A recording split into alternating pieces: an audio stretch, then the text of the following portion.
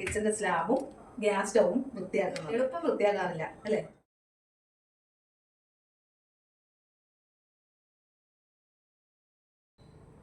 ഈ ബോട്ടിലില് ഇതുപോലൊരു മാർക്ക് കൊടുത്തിട്ടുണ്ട്. ഇതാ, അതുവരേക്കും നമുക്ക് വെള്ളം നിറക്കാം.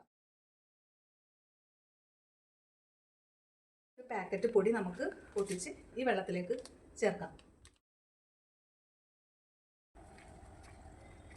അപ്പോൾ നമുക്കിത് അടച്ച് നല്ലപോലെ ഷേക്ക് ചെയ്യാം.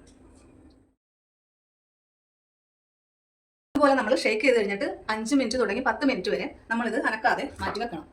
കെമിക്കൽ അല്ല, നാച്ചുറൽ സാധനങ്ങളിൽ നിന്ന് ഉണ്ടാക്കുന്ന ഒരു പ്രൊഡക്റ്റാണ്.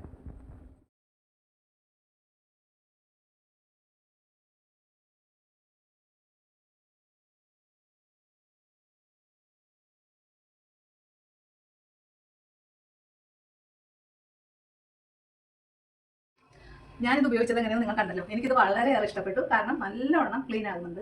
സ്റ്റൗവിലുണ്ടായ കറകൾ, പിന്നെ നമ്മുടെ ടൈലിൽ വൈറ്റ് ടൈലായതുകൊണ്ട് പെട്ടെന്ന് കറ പിടിക്കും. അപ്പോൾ അതെല്ലാം നല്ലവണ്ണം ക്ലീൻ ആയിട്ടുണ്ട്. അത് നിങ്ങൾക്ക് കാണുമ്പോൾ തന്നെ മനസ്സിലാവും. കണ്ടോ?